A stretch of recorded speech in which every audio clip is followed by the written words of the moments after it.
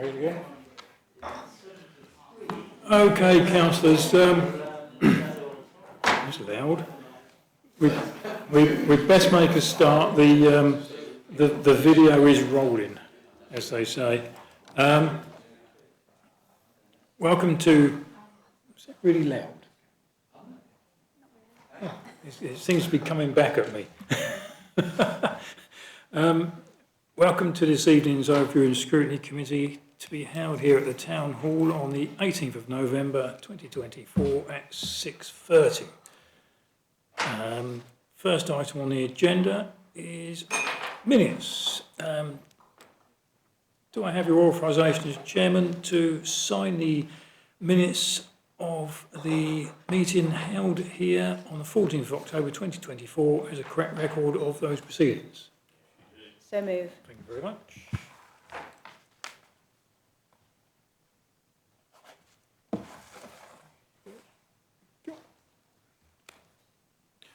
Apologies and substitutions. I don't think there are any, are there? Just an apology received from the Chief Executive, Chair. Okay, thank you. And some officers are online. I think Andrew Valence is online due to a car issue. Everybody else is here. Thank you for your attendance. Additional agenda items, there are none. Disclosure of interest and dispensations, I probably wouldn't think there would be too much. Perhaps there may be, if anything comes up. Who have I got? Councillor Maynard. Councillor Maynard. You're muted, Carl. Sorry, it's only the standard declaration of interest regarding my membership of the East Sussex County Council. It's possible that during the debate over financial matters that somebody might mention East Sussex County Council, so I'll just get in there first and declare non-pecuniary interest as an executive member of East Sussex County Council. Thank you. Councillor Thomas, Chair, Housing Association. Non-pecuniary Housing Association, and also the museum representative. Anyone else? No, all looks quiet. Good. Item 5, Airbnb second homes in Canberra, Ryan, Winchelsea, Task and Finish Group terms of reference. You remember this has been sort of floating around on the to-do list for some years, so we thought we'd better move it forward. The recommendation is to resolve that the terms of reference set out at Appendix A be approved and that Councillors Hackin, McGurk and myself be appointed to the Airbnb and second homes in Canberra, Ryan, Winchelsea, Task and Finish Group. Una's the lead officer on this one. Una, anything you want to add? Thanks very much, Chair. This proposal is for a very small, focused Task and Finish Group to look into this issue, with the aim of giving a report to the 2nd of June Overview and Scrutiny Committee. So what we want to do is gather evidence from stakeholders, a full range of stakeholders, including owners of these holiday accommodations, second home owners, the local Chamber of Commerce, Canberra Parish Council, Rye Town Council and Winchelsea Town Council. The group wants to gather details on the number of accommodations, to establish what numbers there are, and to explore the financial and social impact of these short-term lets. The group want to look at the current controls, such as business rates, council tax, planning controls, and the current voluntary registration scheme, and compare these with how other local authorities manage this issue. So the Task and Finish Group will produce a report outlining the benefits and the challenges of short-term holiday accommodation and second home ownership, with recommendations on how to manage the impact and ensure the community as well as visitors benefit from tourism. So as I said, the aim would be to report back to the 2nd of June meeting. Thank you very much.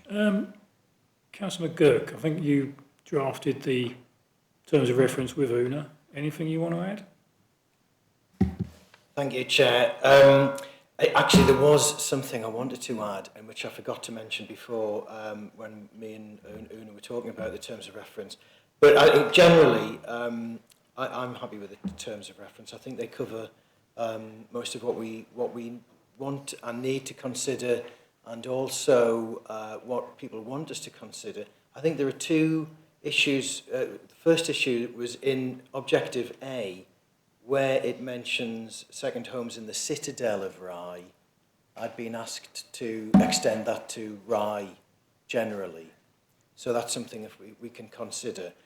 And also, other members had spoken about their desire to see something in the terms of reference that refers to the applicability of the terms of the applicability of the report to a wider in the district, so that we could add something like at the end of the the report will also consider how the lessons learned in this task and finish group in this review can be applied in a wider sense to other communities in the district of Rother.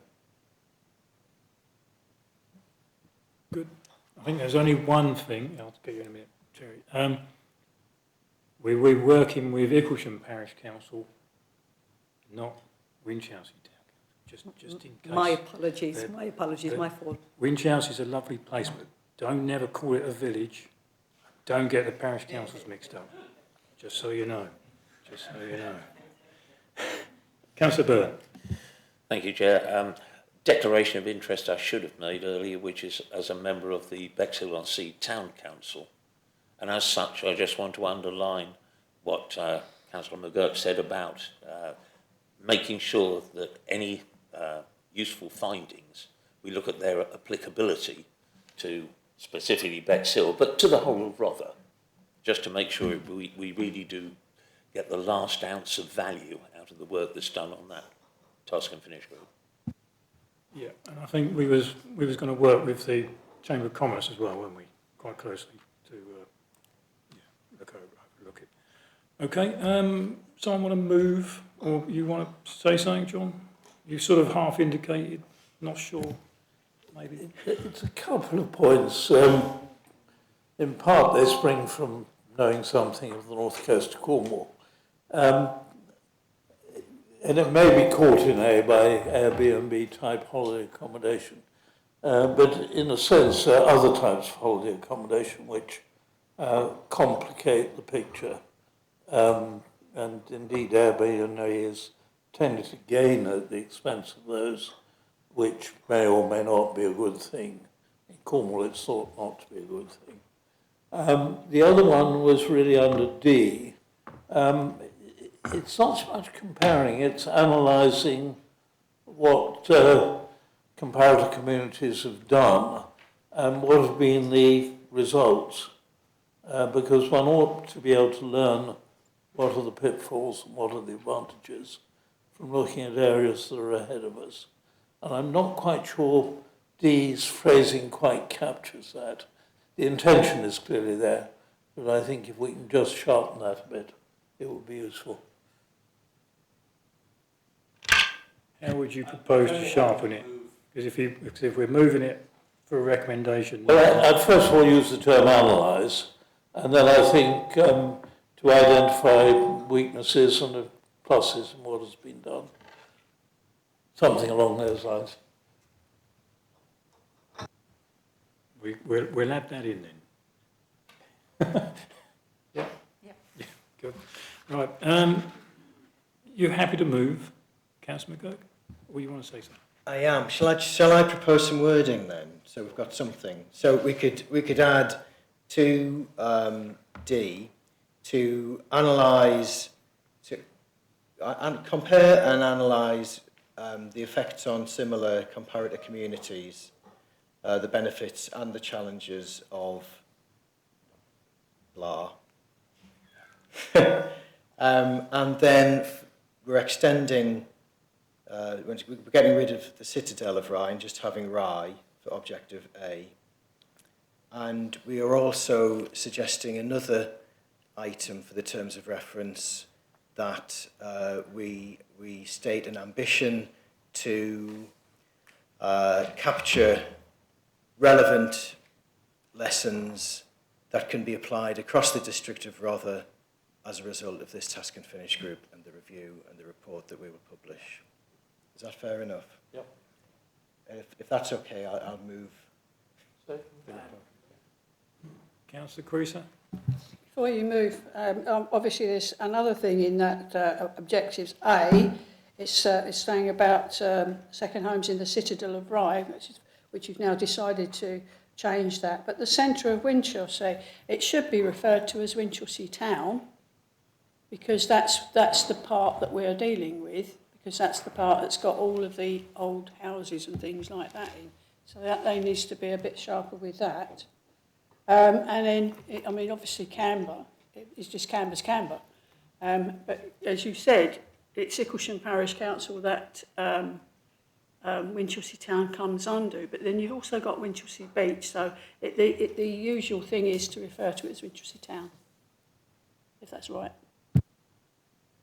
Are you happy to second as a member for the area? No? All right, I'll take Councillor Barnes' second in then. All those in favour? It's carried unanimously. Thank you very much. Thank you very much, Una.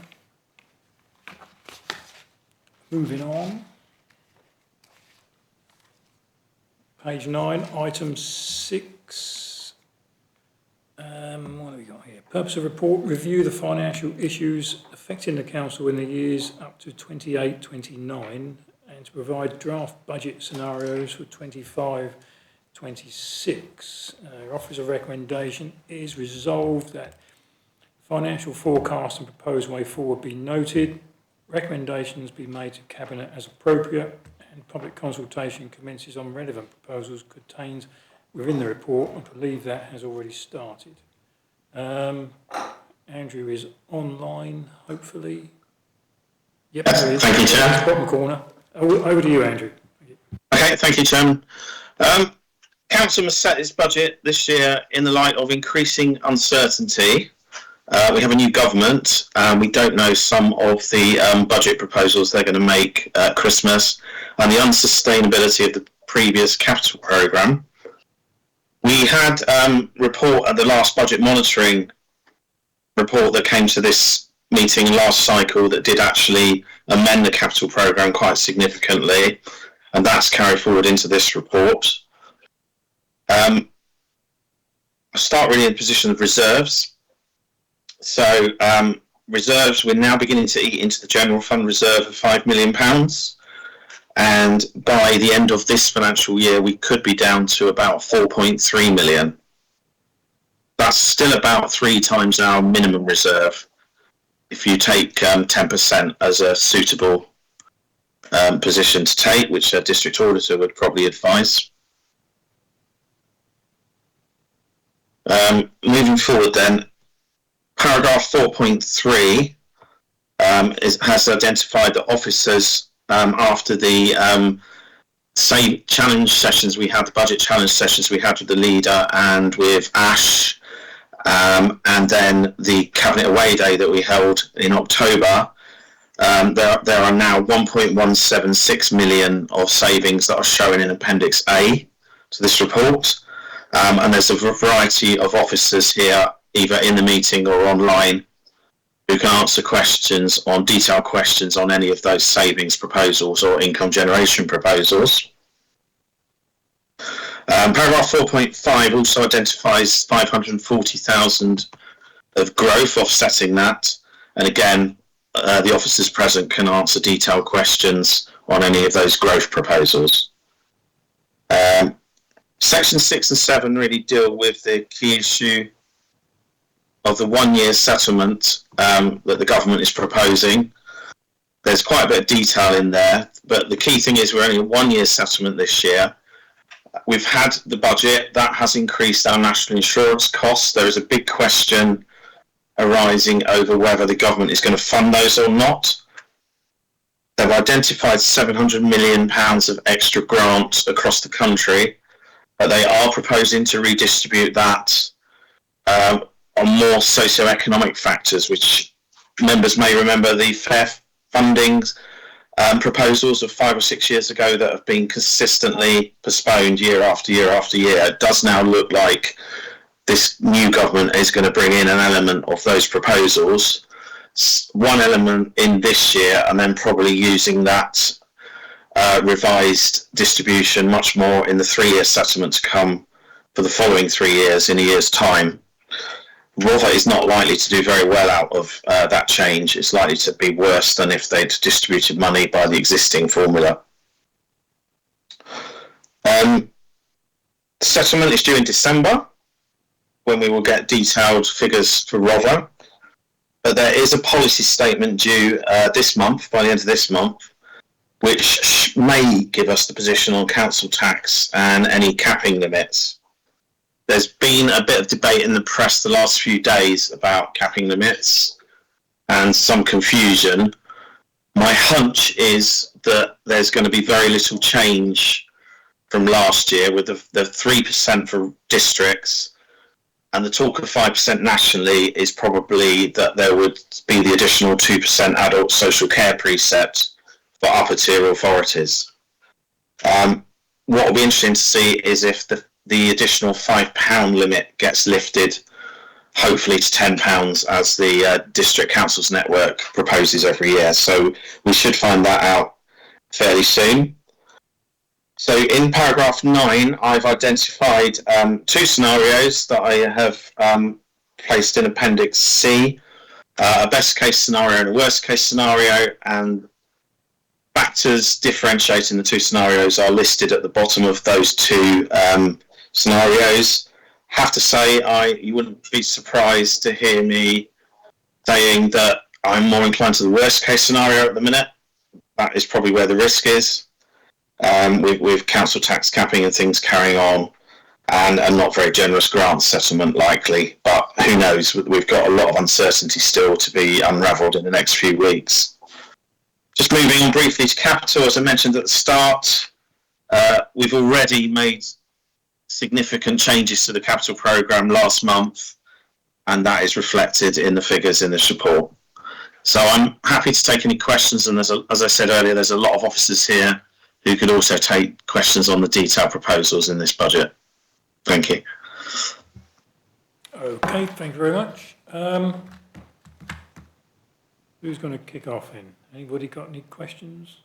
I think that the date of the settlement is around about the 18th or 19th of December. Yeah, so, 19th, I think. Yeah, so a bit of a wait there. There's little bits like there was 5%, sort of I read somewhere in the budget there was a 5%, so we're currently capped at 3%, and whether that gives us an extra 2%, but we're not going to know. We're having a massive guessing game there at the moment. So, Councillor Clark. Thanks, Chairman. I think the trouble is there's so many imponderables at the moment. You know, it's when you said that I'll be happy if our reserves are 4.2. I don't even agree with you all just saying 10% because that's below 2 million. It seems pretty close to the wire, that does. One of the things I'm hoping that we're going to get from the government is additional funding for supporting the homeless and the cost of temporary accommodation to the council over the next 12 months or 2 years, because it's not sustainable at the moment if we don't get additional funding. And how we'd factor that in if they didn't improve the settlement, I don't know. Thank you. Thank you. Councillor Barnes. John? Yes, I wouldn't have believed that we're in an even greater state of uncertainty than I expected to be, and with the whole future of local government likely to be thrown up in the air as well. I'm uneasy about running our reserves down. They've fallen farther, actually, than I thought they had, and I'd welcome a comment from on that, because we appear to be much closer to the 5 million mark than I'd anticipated at the start of this year. But certainly to go down to below 20%, which is a fifth of our year, at a time when we're likely to be reorganised, which is going to throw everything into chaos, or if we were to hit a financial crisis of the type that's hit Eastbourne or Hastings, these things take time to sort out. And so to actually hold reserves that are really only for part of the year is quite dangerous. I think to go below a fifth would be very dangerous. So some caution around that. The question I had really is why we're anticipating a rise in rental income, because it seems to me that we've got 2 defaulters already on rental in some of our larger capital assets. We know that business is going to be hit by the rise in employer national income payments. I suspect that means that a number of businesses are going to find it quite difficult to pay their rentals. And I'm not sure whether anything about our pattern of rental means that we can anticipate an increase.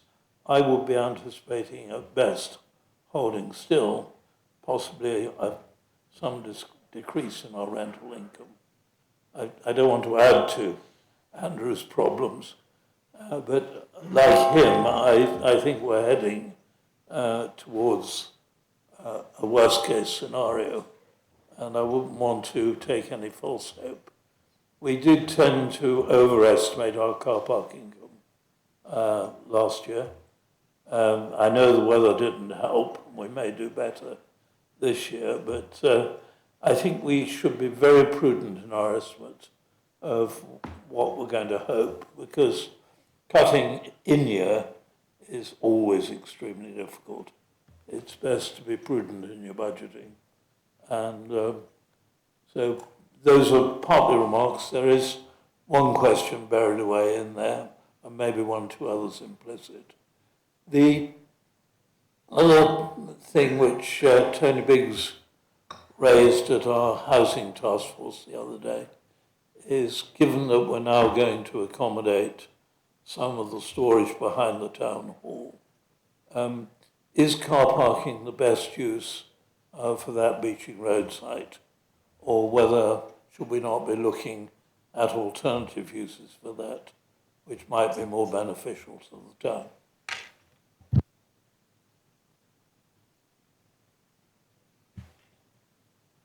I'm wondering who wants to try and answer that question, to be honest, because I'm not sure which question I had. Andrew, you can have a try at that. I can answer the reserves question about why the figure is lower than Councillor Barnes probably expects. We did use about 3 million of reserves in 23-24. The accounts that have just closed, that we're coming to audit committee shortly, mainly because of the failure of the savings programme in that year. So reserves took a big hit, and we've wiped out all of our other reserves apart from the general fund reserve, which we're now having to start dipping into. So that's the cause of that. That answers that. It does, but it puts us in an even tighter situation than some of our forecasts last year suggested we'd be in. Okay, who we got? I'll go Councillor Thomas first, Chairman of Council. Thank you, Chair. My piano teacher used to say that there's no such a thing as a stupid question, and I spent a lot of my life trying to prove him wrong. And I'm going to continue with that this evening. There's something which I just don't understand about the figures. If I've got it right, there are 3 different funds coming in our direction. There's a town fund to be administered by the town board, 19 million, and there are 2 funds coming towards Rother. There's the Levelling Up Fund and the Levelling Up Partnership Fund. I think I've got that right. Now, I'm pretty clear what's happening to the first one. That's going towards the Delaware and also towards the New Sidley Hub. But I'm not quite clear what's happening to the money from the second fund. I'm not clear when the particular figure appears in the accounts, whether that's actually money coming out of Rother's own personal budget or whether it's going into the budget from the government. And we are simply, the intermediary in the spending of that. And that particularly matters because if we take something like the Barnholm Green development, originally that was scheduled to be £5 million coming from the Levelling Up Partnership Fund. So I'm not quite clear how these figures relate. When are we talking about government money? When are we talking about Rother money? And I'm just not clear about that. And I can't see anywhere in the report when that distinction becomes clear. I'd be grateful for elucidation, please. Thank you. Yeah, I think that we're Andrew will correct me in a minute, but I think that we're the accountable body. So the money that was bid for by us and others comes to us from the government. We look after it until which time, as someone says, can they have it? We make sure we can give it to them after they've filled in the specific paperwork or whatever. But Andrew will now tell us properly. The funding is shown to a certain extent in Appendix D on page 23.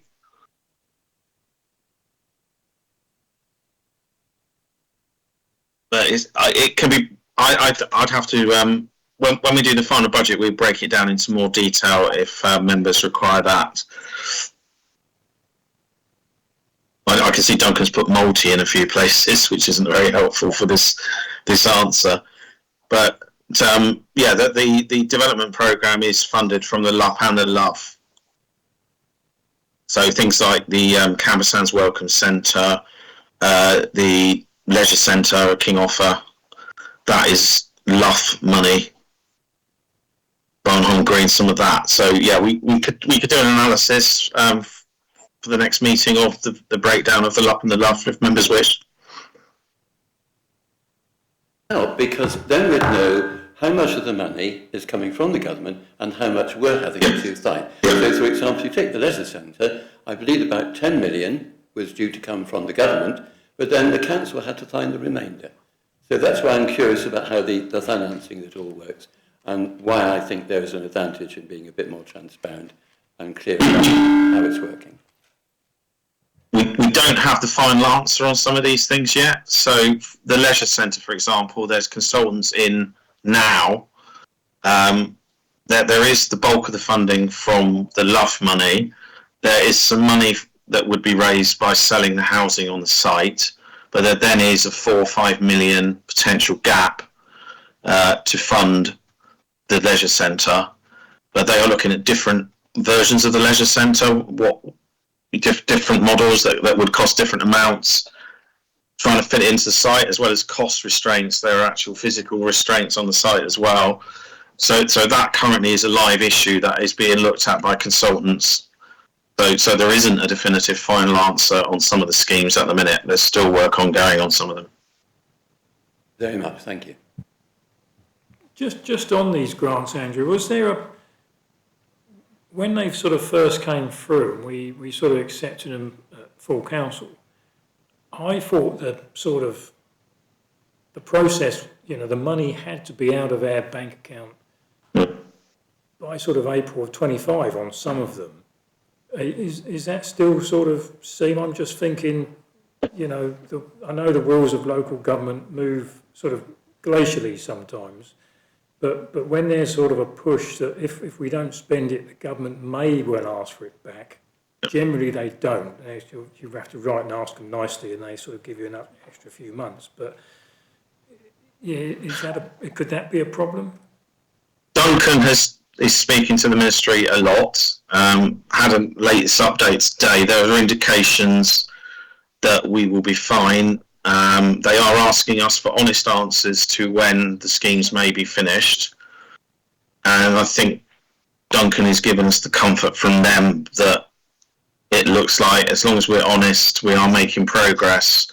There is likely to be quite a bit of leeway in terms of allowing us to take the time necessary to actually complete the schemes.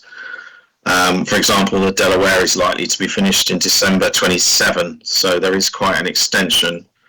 I don't think they're formally going to write to us and say you've got a 2 or 3 year extension, but conversations are happening. We wouldn't be the only authority in this boat. The deadlines are really tight for everyone. As I think Duncan's reported before, 80% of the phase 1 schemes across the country didn't meet their deadline. No one got the money taken back from those. So certainly we are having the conversations, and it is quite encouraging what the ministry is telling Duncan in terms of the timescales. They do understand that these schemes do take time. It is useful to deliver some progress on things like Sidley Hub to show that we are actually making physical progress on some of the schemes. That does help us. Yeah, and I think on that, on the Canberra Welcome Centre, chaps are on site, so, and they need to be, because that wants to be done by Easter, otherwise there might be trouble. But yeah, thanks for that. Who have I got? Councillor McGurk first, thank you. Thanks, Chair. Yeah, I mean, it's odd, isn't it, because there is so much going on. There is a lot of money that our district has at its disposal.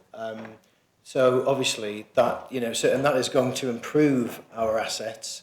There is the issue of, I mean, obviously that's as limited use directly to the district council in our day-to-day administration. But in terms of the investment in the area, it's pretty, substantial.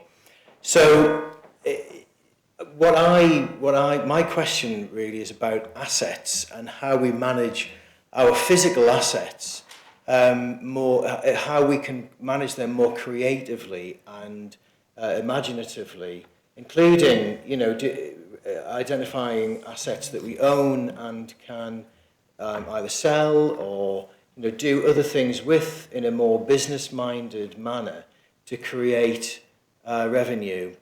Because we do have assets, which, I mean, I'm thinking of the Landgate in Rye, for instance, as one. Something that is sitting there. I know this is something which people have tried and failed on many occasions to try to, find a solution to. But, and there's probably work going on now. But there are similar assets that the District Council has access to. Could we not have a review to look at how we can imaginatively create revenue, use those assets to our benefit? And also, a sort of aligned to that is, and this obviously isn't a short-term solution, but we are expected to build. The Blackfriars development has been very positive. Its financial situation is much better than originally thought, a year or so ago. So, we will generate income from building. And, like I say, this isn't a short-term solution, but it is a potential medium-term solution to some of the financial questions that hang over us. I think our new estates team have been looking quite closely at all our assets. A new chap, I can't remember his name now, but I'll let Joe come in. Joe knows everything about that. Joe. I don't know about everything. Some things, Chair. Thank you. But we have a consultant recruited who's reviewing our whole asset approach and the recently adopted strategic asset management plan, which is looking at exactly what you've articulated very well, Councillor, in terms of the need for us to rethink about the assets, the whole portfolio of what we own, and what do we want to target, what investment we can make, where do we want to target that investment to make sure we get the best return for our residents in the main, but obviously financial return is a key aspect of that. So we're presently undertaking a big review with surveyors out there looking at everything we own, condition surveys, valuations, and trying to get to a position where we can present to the newly about to be formed Property Investment and Disposal Panel on our newly adopted disposal policy, that we get to a position where we're making sensible disposals that can be reinvested into those assets that we do want to target.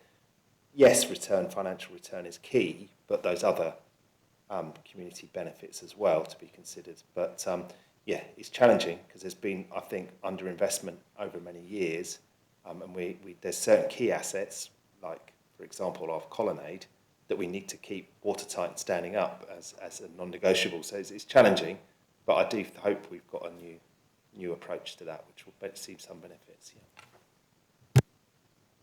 Anna, you can probably add a bit more meat to those bones if you like. Yeah, I was just going to say that assets is one of the 4 strands of our Fit for the Future programme.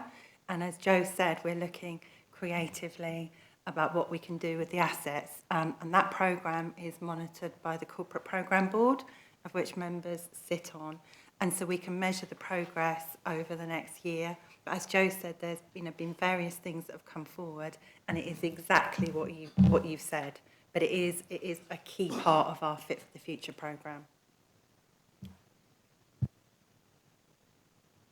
I've got a number of hands up in the room. What I'm going to do, I'm going to take Councillor Kirby Green, because her hand's up and it's right in my eye line. So, Eleanor, I can take Eleanor and then... Thanks, Paul. Oh gosh, there's dreadful feedback. Right. You sound fine. An observation that I'm quite shocked at the figures. We're now nearly down to 5 million reserves, and I believe we're at 19 in 2019. So that means we've gone from 19 to 5 in 5-6 years, which is slightly concerning.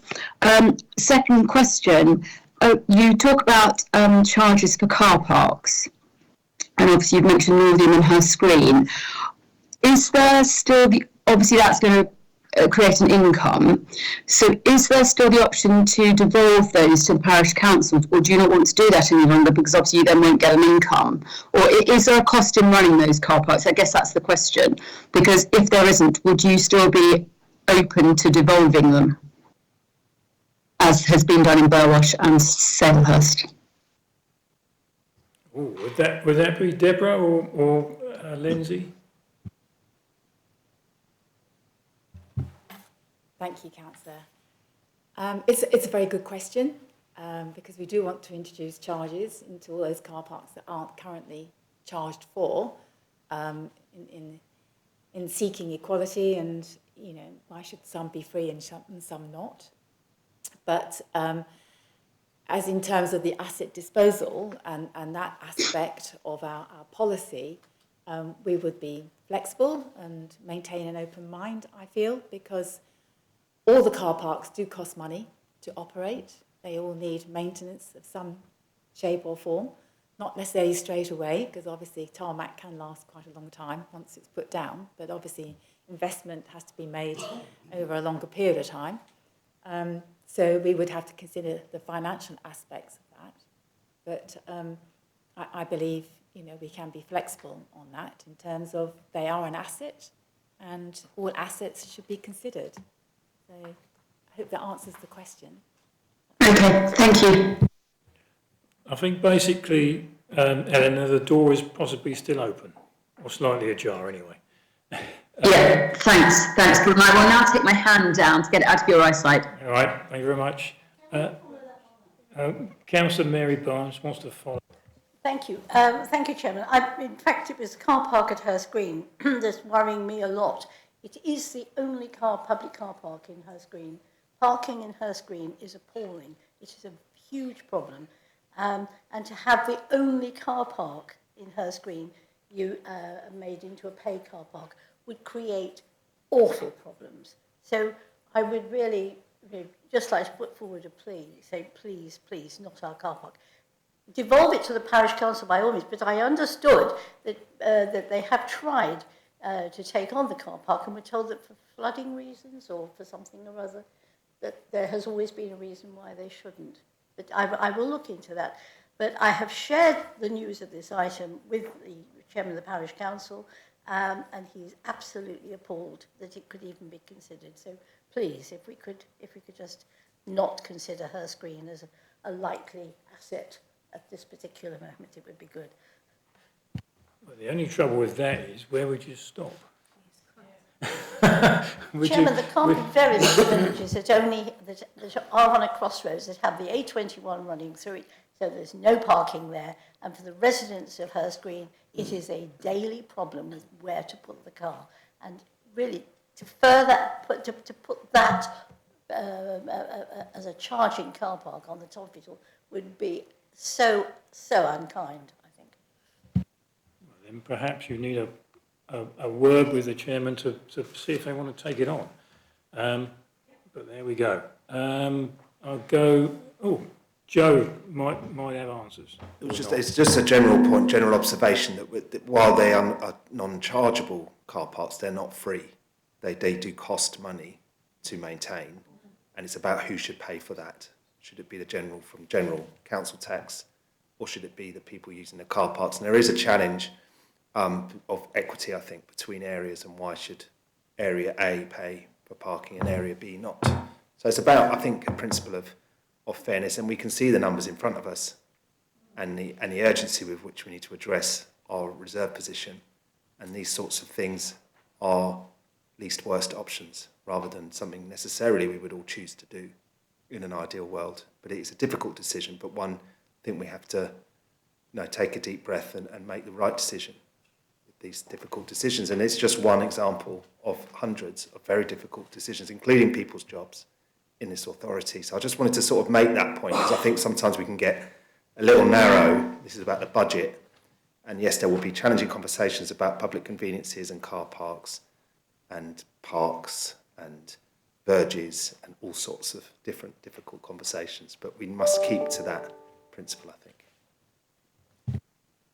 I've got a number of hands up, so I'm going to take Councillor Burton next. Yeah, thank you, Chair. Well, it is on the line of car parking, and I hear what you're saying, Joe, about it being difficult decisions. On behalf of residents, I think we need to acknowledge that tourism is a key part of our income and what people come to our area for. And the car parking will be a factor. I hear about equality, I'm with you. But the part that I explored with the head of service was whether it could be with a machine, so that visitors coming to the area would have an easy facility. And I'm shocked to be informed that it costs £5,000 to have a machine in a car park, which, if it's a small car park, obviously doesn't make sense. But it is another factor of worst case scenario decisions that are having to be made. But I think we should highlight that so our residents know that we appreciate that aspect of it all. Okay, thank you. We got this on Councillor McGurk. Thanks, Chair. Just a quick one. That sort of issue of equality, apps change, whether you want to scrabble around in your ashtray in your car looking for a £1 note and then go off to the shop to change a tenner, and by the time you come back you've got a ticket or not, or whether it's just easy to use an app. I guess people are going to have different views on that. But in terms of equality and having a blanket car parking charge, I can see the principle, but I think it would be absolutely defensible if we varied our rates of charging, by area and business approach. Some car parks are more popular, and they will be in areas which have a more heavy usage, which would justify a higher charge. I'm not going to mention Canberra at all. But other places, might be free. Other places might have a less charge. But I think it's an important principle that it shouldn't.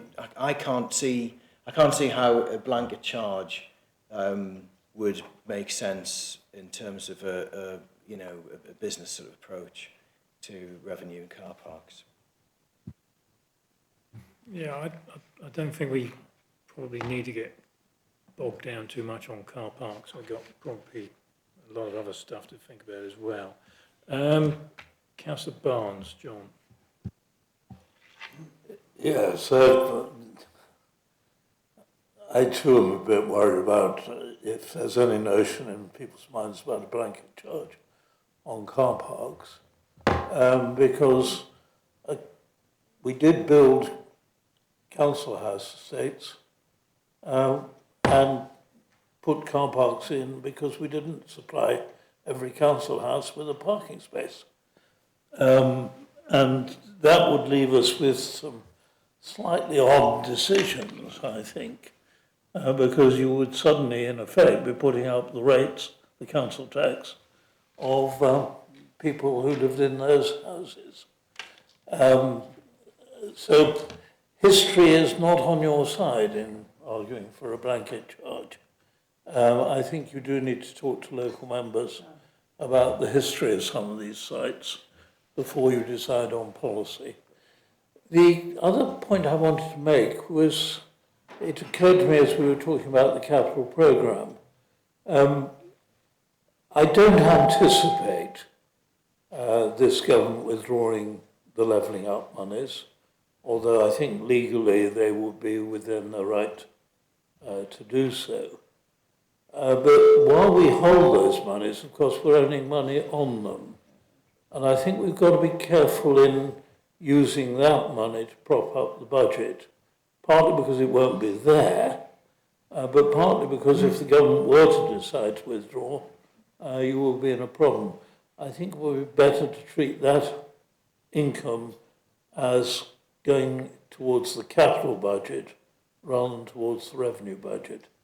It's a very technical point, but it seems to be one that we really probably ought to sound a little warning about, given the indefinite legal status of levelling up monies. I think that's all I have to say at the moment.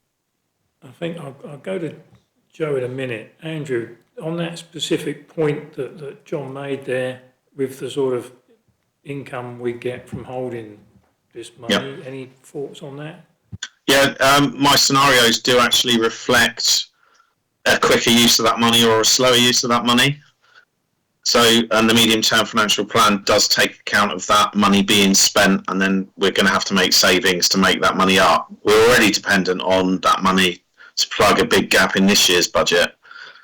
So it's, you know, at the forefront of my mind that is an issue rapidly approaching us, and we are going to have to make further savings, not so much in next year, but the year after next, when that money does start getting spent on the Delaware in particular. And that is going to have a revenue consequence. So longer term, we have to make more savings to make that up, and we're already looking at that.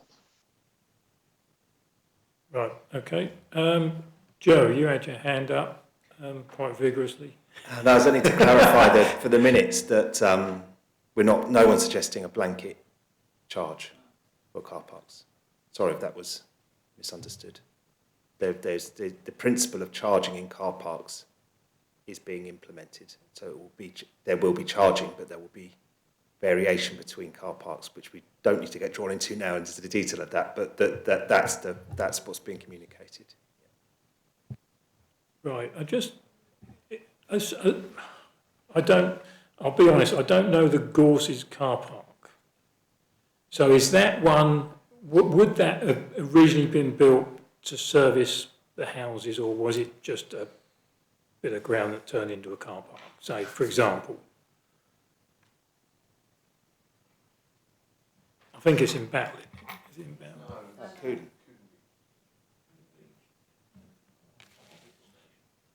Yes, it's, I'd just like to say... Right, so... yes. Right, so... Yes, yes, they will. I'm afraid I don't know the that ancient history of that space, but I do know it's used by commuters for the railway station and people at the beach. This is a little one, sort of what you call it, by the roundabout sort of thing. Well, before, yes, Yeah, before we get to the roundabout, on the other side of the road, behind the toilets. Yeah. It sounded like, the Gorses sounded like either Battle or Bodiam to me, but maybe I'm degenerating Bexhill, but there it is. I've got a number. I better go with Councillor Byrne, as he's from Bexhill. Thank you, Chair. This is a general comment. We've seen this imponderables coming down the track, the whole of local government structure and certain decisions needing to be made. What I would like to do is applaud the officers on the structure they've created. The reporting structure now is such that I think we get an accurate, we as members get an accurate picture, and equally, anything that does come down the track doesn't catch us out. It can be rifled through the budget structure quickly, and individual service heads understand what they've got to do or not got to do, or what they've got to play with. So I think the whole idea of the budget challenge, the financial structure, the financial reporting structure we've got at the moment is really fit for purpose, and I think we need to congratulate our officers. Sometimes budgetary organisations purposely befuddle things like boards of directors to give an inaccurate picture, to give them leeway.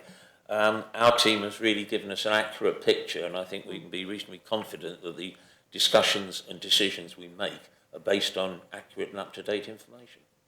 Thank you. I'm going to take Councillor Maynard next. Carl, are you there? Yeah, and indeed. Thank you very much indeed. And I think that we've got terrible echo, but I'll plough through. Just a few questions and comments, really, Chairman, and I shall try and keep them as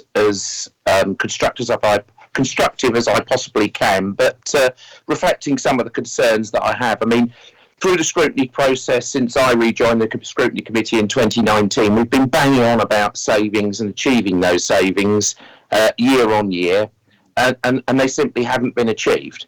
And I just would like a little bit of clarification on where we are. And I know we've spoken about this offline, but I think in the public domain, we ought to sweat the issue around devolvement and where we are. I mean, we've obviously now spoken, and we have clearly in the public domain this issue of freeholds and leaseholds in terms of public conveniences.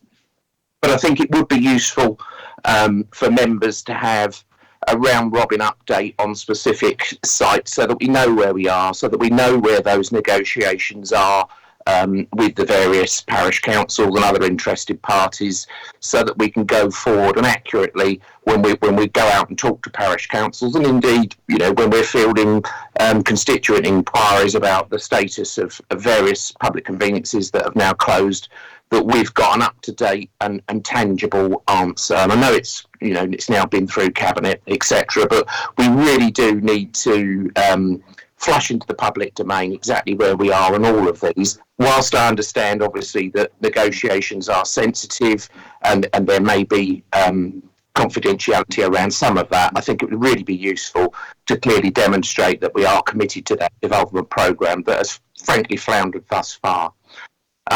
In terms of other comments, clearly I'm as concerned as others around where we are now with reserves. I'm also a little bit concerned when we keep referring to consultants. This administration has spent an enormous amount of money on consultants. I mean, the money spent on the town hall project was over 800,000. We've seen no tangible benefit of that whatsoever thus far. And furthermore, if you have consultants, I would need the assurance, and I'm sure other members would seek the reassurance that those consultants aren't just given, an open season on what they can consider, and that we are clearly looking at consultants, for example, as has been alluded to sweat our assets properly, so that we can see a tangible benefit to the fees that those consultants pay. And I also think it's really important that we're open and transparent about the likely costs of those consultants. As we go forward also, Chairman, and we've spoken about it, I know, in relation to planning service, and I'm obviously really pleased to see that we've got a new recruitment in terms of head of planning, but the agency costs in that department have really swallowed considerable resource over the past few years. So we need assurance, I think, as well, that we're not we want to see, obviously, as few agency and temporary appointments as possible. I think that's it from me at this stage, but I just, we need to be critical friend in scrutiny, but we also need to be blunt at times, Chairman, about some of the challenges that we face to make sure that we're open and transparent in how we're facing those challenges, and also that we're innovative in the way we go forward, in the way that we react to those challenges. We cannot expect central government to bail us out. Clearly, the previous government have given some significant grants that are going to enable the Delaware Pavilion and a new sports centre to happen at last. And finally, before I sign off, because there has been some social media misinformation, I believe, Chairman, about the fate of the £1 million that I personally secured when I was leader of the council in terms of the M&S construction down at Blind Gap. And it would be useful to know, Chairman, as to what is left in that ring fence fund. I believe we gave a specific amount of money to the town team, but I also believe that there's likely to be around $750,000 left. It will be useful to have that figure in black and white, because people have specifically asked about that amount of money, that specific fund that was ring fence, and residents are wanting to know whether that has been spent or not. But I think it's just around being transparent and open about, obviously, those funds. I mean, it was inverted commas compared with the other figures that we've spoken about this evening. £1 million is a relatively small amount of money, but residents clearly in Bexhill in particular, because that's where the money was meant to be spent, are clearly concerned that that amount of money is still in the ring fence fund and hasn't been spent. Thank you, Chairman. Thank you. And there was me hoping you was going to have a recommendation to Cabinet. It was appropriate, but there it is. Councillor Cook. Thank you very much. This is a question, really, if I may please, Chair, for Andrew. Andrew, looking at Appendix A, I appreciate that it's a combined document showing proposed savings and income generation, which does make it a little bit confusing for a mind simple such as mine.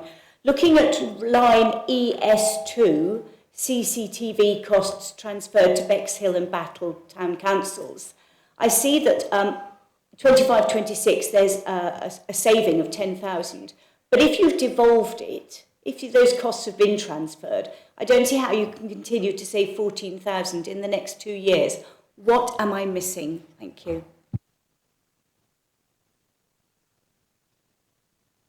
Andrew, you got that one? You're on mute at the moment. I've just seen that. Richard is sat in the room who can talk in detail about this scheme, but the savings are shown from the base position now, and if they recur each of the next 3 years, they will be shown in each column as a recurring saving in the next 3 years. They're not an additional 14,000 on top of the 10 and another 14. That is the total saving in that year compared to now.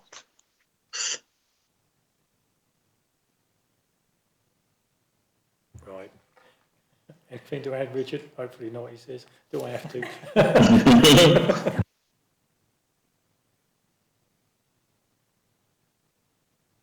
No, he's happy on that one. Right. Councillor Burton looks confused. No, I need to declare a non-pecuniary interest as a member of Battle Town Council from the discussion we've had now.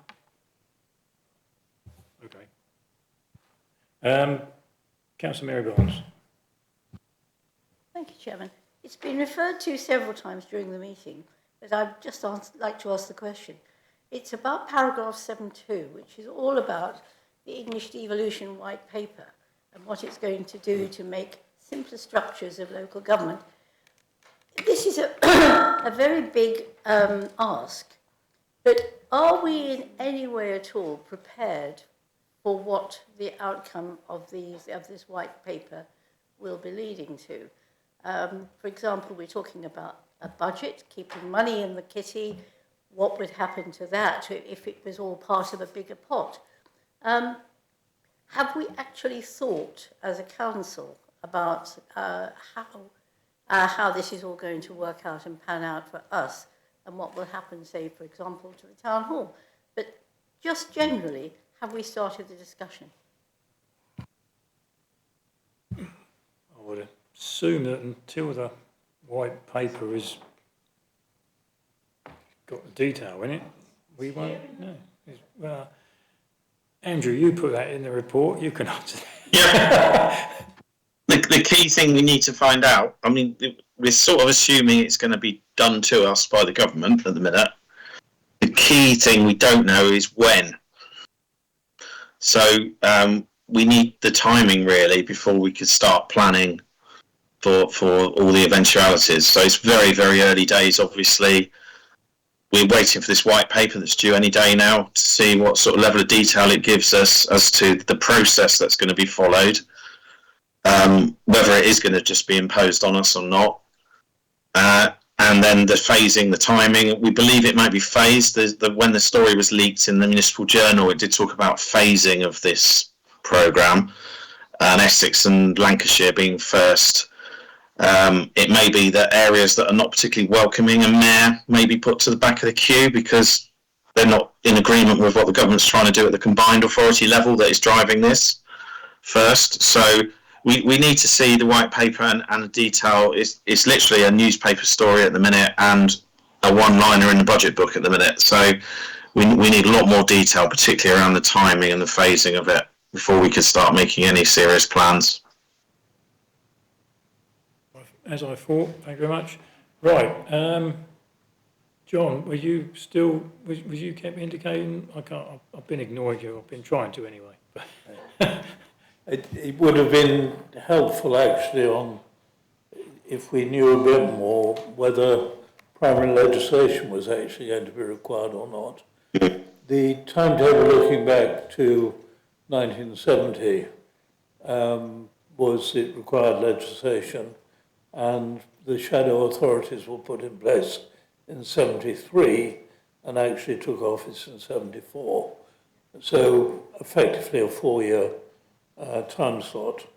But if you knock a whole year out of that because legislation is not required, and I haven't looked at the primary legislation around mayors, if they're using that, it may be that a 3-year time slot will be more likely. So, difficult one. Leave that on one side. I'm very happy to move the report and our comments should be passed through to Cabinet. Okay, thank you very much. Yeah, so what we've got here, the financial forecast proposed way forward is noted. Recommendations made to Cabinet as appropriate. Have we got recommendations? I'm not sure. And public consultation which has started. Councillor Cook. Yeah, my question was, there's a lot of concern about the car parking. I mean, I think there's a consultation due out on the car parking charges, or generally on the charges, but I suspect that it might be appropriate for perhaps the overview and scrutiny group to scrutinise those before we pass it. So maybe we could mention that, send that up as a recommendation to Cabinet concerning the concern we've expressed tonight about car parking charges. Other than that, I'm happy to second the motion. Okay, Deborah, you wanted to come back on that being car park person? Thank you. Can I just seek clarity on that? Are you talking about the fees and charges, car parks? Yes. Based on inflation? And the introduction based on, of new charges. or the other ones, the introduction of charges, which Yes. is, they're two separate items, really. I think it is about the introduction of new charges on what have been to date free car parks. Okay, thank you. Yeah, I think, yeah, looking at the figures, it's a difficult one because the figures are, you can only guess on the current usage. And all of a sudden, if everybody just parks in a road, you won't make anything, which always happens for the first 6 months, and then they get fed up with parking in the road and they go and park and pay their £1 anyway. So, and East Sussex County Council are the only winners there. Yeah, so... I mean, looking at the figures, we're due to, make 77,000 if it goes through, because, it's 87,000 estimated with only £10,000 cost. So, I mean, it's a bit of a win-win, but I do think we should be responsible and discuss it at length before we introduce those charges. Councillor Cook's just raised East Sussex, so I better redeclare that interest, Chairman. Yeah, got that. Councillor Thomas, we have been moved and seconded, but... Well, I'd just like to ensure that figures in the future are clearer, as much clarity as can be achieved, and I take Andrew's point about the imponderables, as much clarity as there can be about the origin of funds and what money is coming from the government in the form of levelling up funds or levelling up partnership funds. I think that would help a lot in our deliberations. Of course it would. Yeah, I could mention that at Cabinet if needed, just for the sake of it. Is that it? So we're moved and seconded. All those in favour? Thank you very much. That's carried. Thank you very much to the officers online and in the room.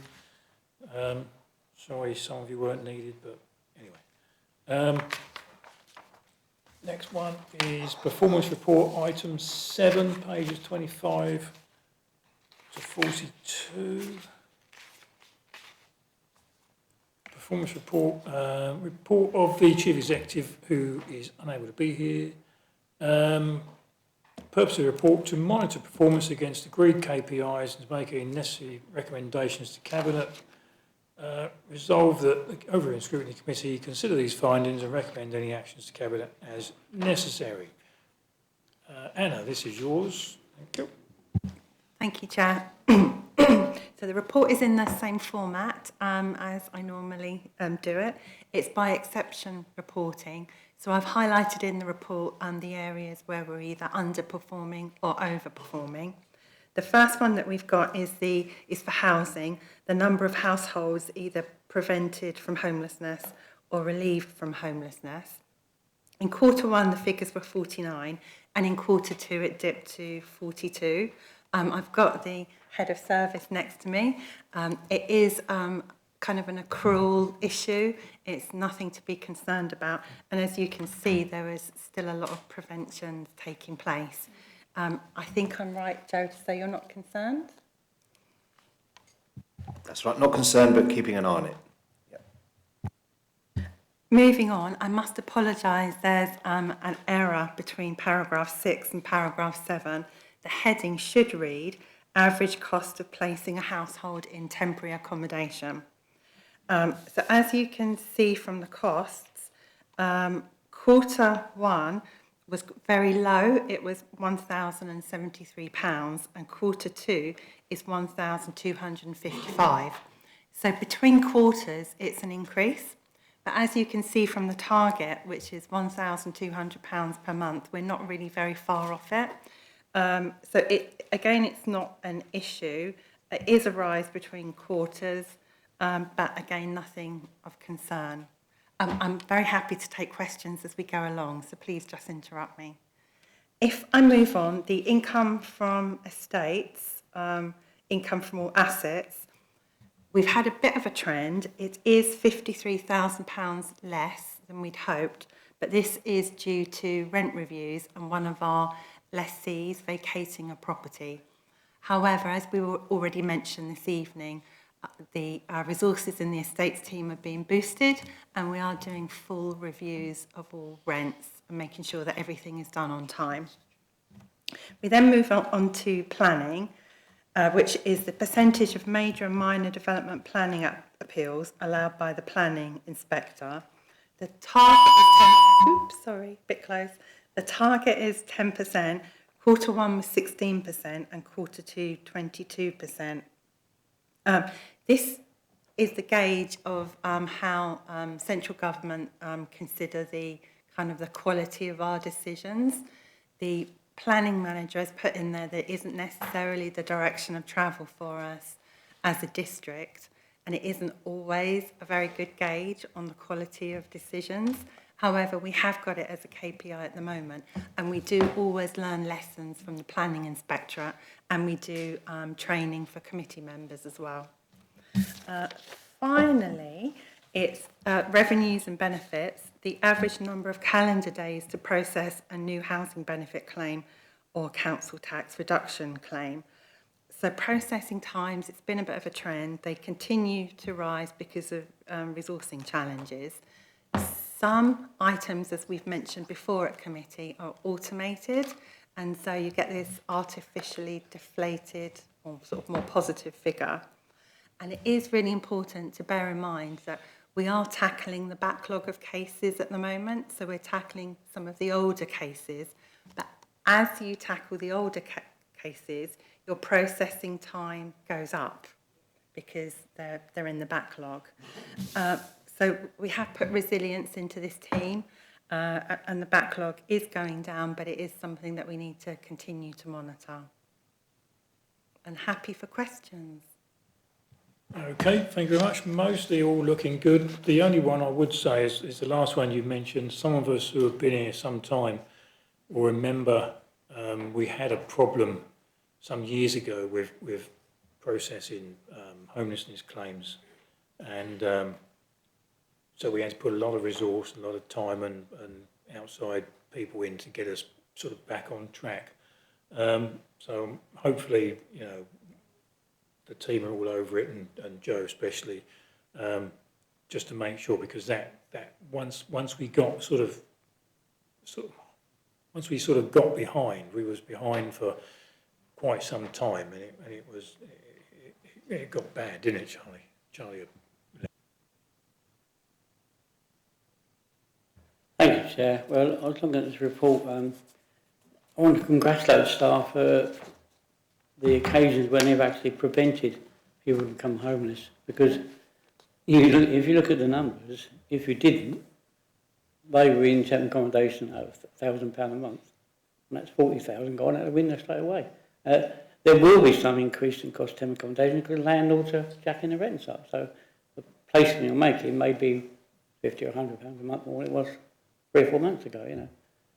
The other thing is when it comes to benefits claims, we have a history of this over the years.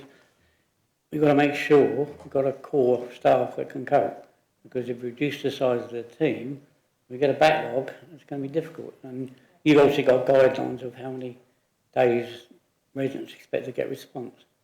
But I will say something people forget is sometimes the information required from the claimant is not forthcoming immediately, and you're chasing it, and of course that causes you delays. That's probably quite a percentage of something of claims. I've had individual cases in my ward where that's, I'm not telling my finances, you know, well, hang on a minute, you're trying to get a resolution, but you're not cooperating, you know. So it's not black and white all the time. Anything you want to add, Joe, just on that, on the specifics of the sort of slight increase in process time? Are you all happy with it? Not my area housing benefit, Revs and Bens, but I do understand from Chris Watchman and from Andrew that they're not overly concerned. It's one of those sort of those processes that does go up and down, and it's just the team is well resourced, they're very experienced, and Chris is a safe pair of hands, as we know. I think Chris has just come on, so I better ask him to speak. Chris, over to you. And that's it. Thank you, Chair. I just want to pick up on the resource issue. As Anna said, we have been lacking resource of recent times, but that has started to change. We have got some additional resource in the team, and the processing, we are starting to clear that backlog. When I wrote the comments here, we were processing work from April. We're now up to September, so massive jump in processing. So those dates will be shown in the next quarter.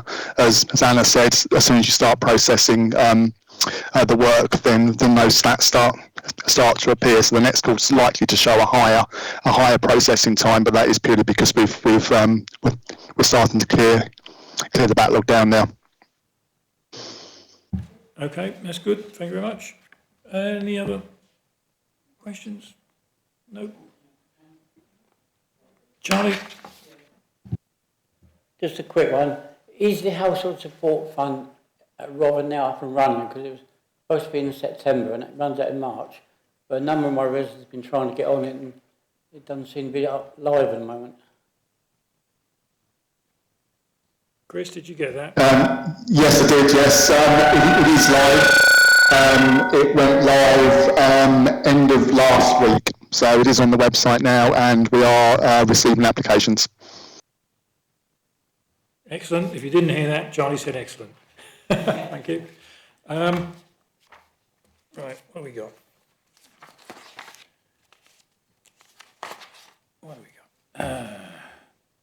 Purpose of report, monitor the performance, officer recommendation, resolve that this committee consider these findings, recommend any actions to Cabinet as necessary. I don't think there are really, I think everything's been covered off. Councillor McGurk.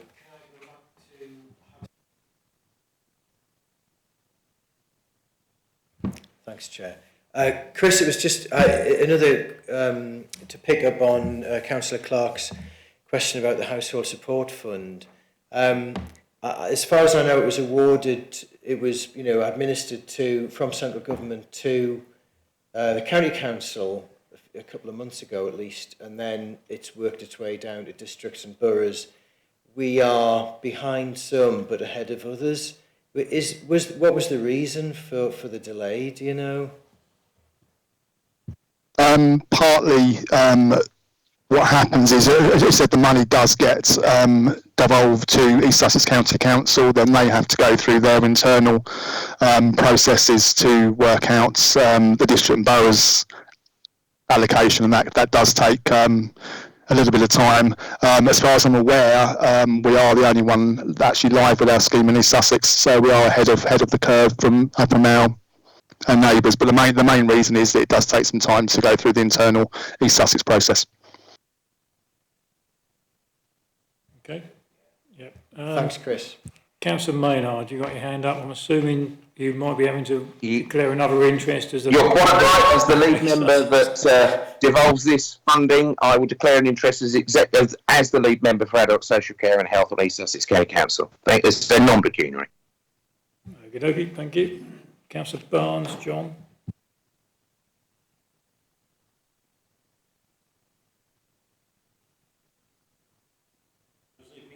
Yeah, that's right. That'd be a first. Right, well, we better... Someone want to move this? Councillor Cook, are you moving? Yes, I'd like to move that the Overview and Scrutiny Committee consider these findings and recommend any actions to Cabinet as necessary, and we don't believe there were any. And as always, sincere thanks to a nice, clear, understandable report from Anna. Thank you. Yep, thanks, Anna. Councillor Creaser, seconding. Thank you very much. All those in favour? That's carried unanimously. Thank you very much. Thanks, Chris, being online and helping, assisting.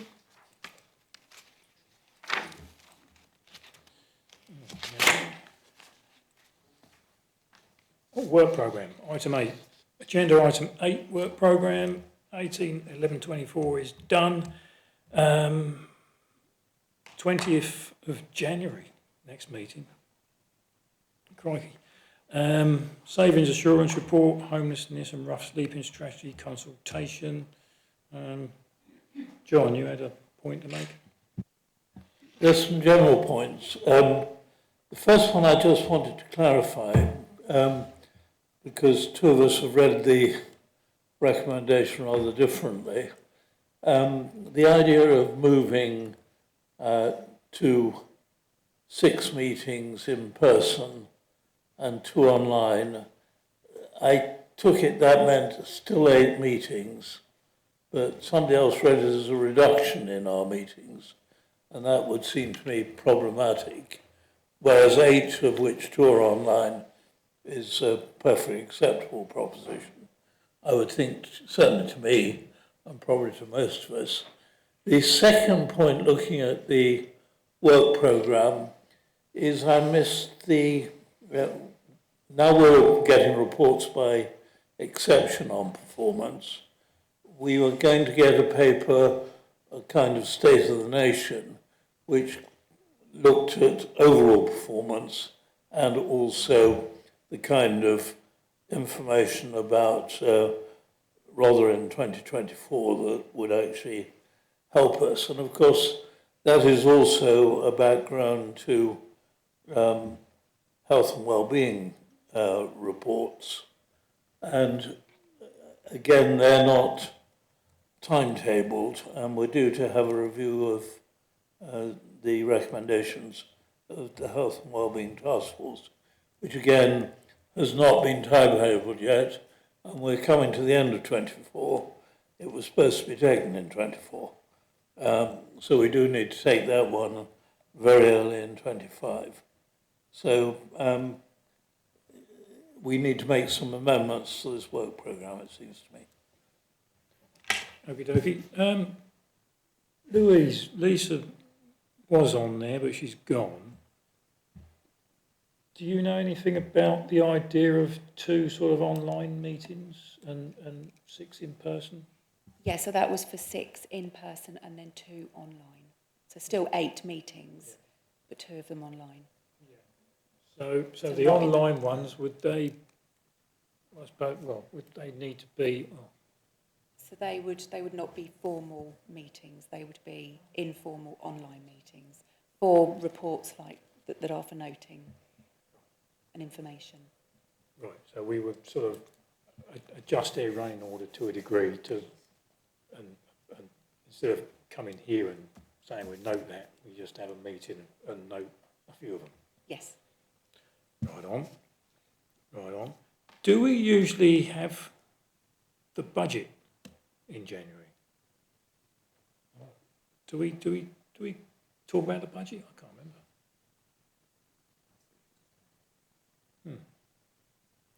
Yeah, because come back. Yeah.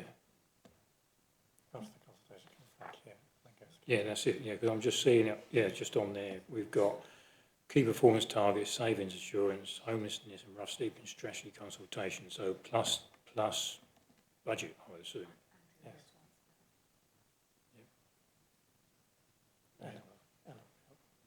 Anna, help.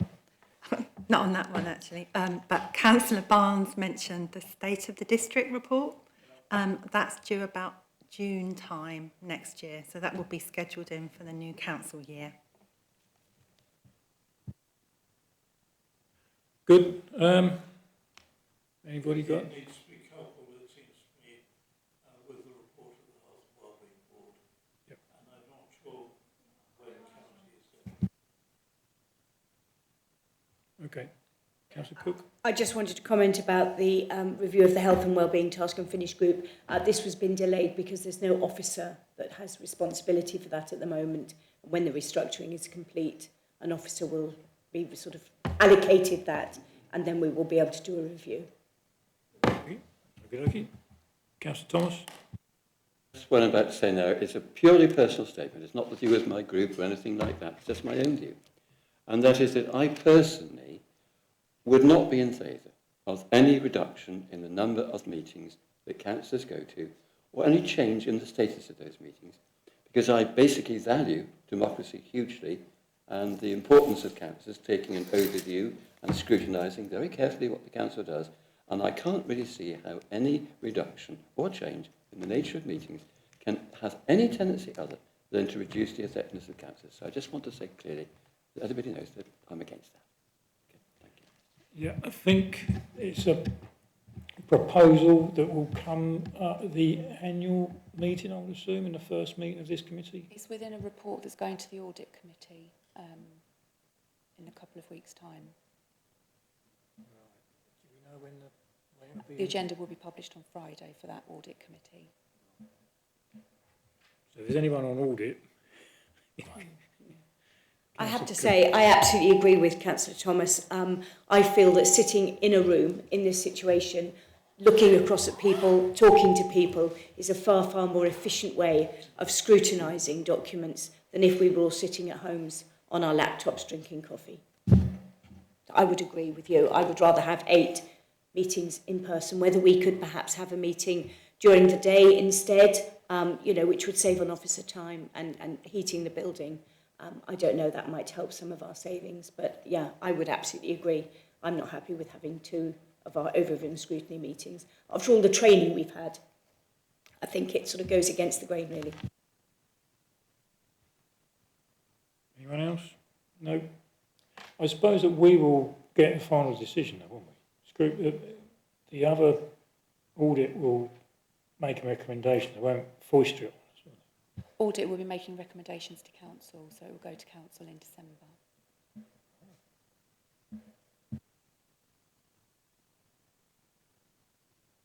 It will require change to the constitution, so it will be a full council decision.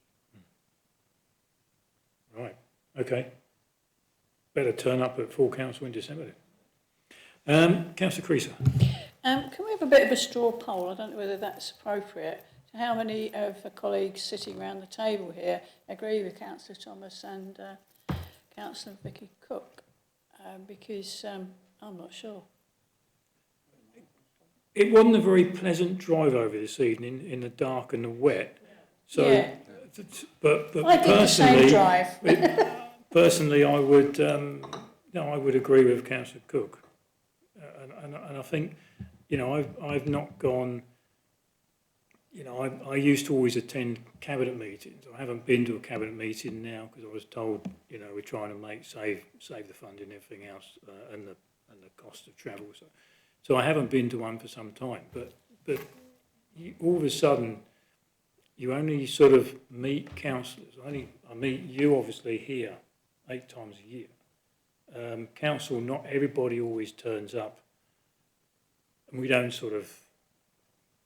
Council is what it is. The last one, I think, we're there 20 minutes. So all of a sudden, you're almost not seeing people, which I don't want to say the wrong thing. Like them or loathe them, you're still colleagues of the same council. So conversation is better than not. So yeah, Councillor McGurk. I agree. There's going to be a range of views, and it's important for everyone's views to be heard. Whether this is the right time and place, I don't know, but I would support something like 50-50. You know, and you know, our experience driving over from the other side of the county, it makes it a late night sometimes, and it's unpleasant. But you know, having said that, democracy is important, and there is value, absolutely, in sitting around a table. It's a different experience. It's richer. It's more meaningful, but it has to be balanced. And I think it's also the other really important aspect of this is attracting other people who want to be councillors who mightn't have the ability, certainly, to meet in the daytime, working people who have other commitments, and I think that's part of the balance. Yeah, I think we probably save that for debate in December at full council. Well, if that's that, what I'll do, I'll declare the meeting closed.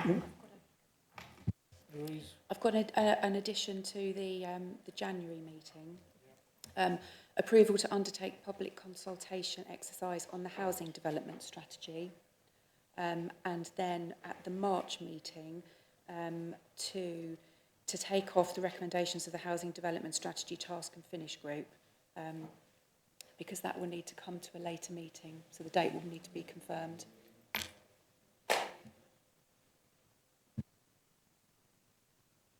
Yep, good, thank you. Just a comment on the last one. The Housing Development Strategy and Task and Finish Group is delayed because, of course, there's still an awful lot of information expected from the government which is relevant to our discussions. So the delay is because of really extraneous events, not because of any inefficiency on the part of our officers. Right, with that, Charlie's off, so declare the meeting closed at 8 o'clock. Thank you very much. Thank you very much for your attendance. Thank you, councillors. Thank you, officers.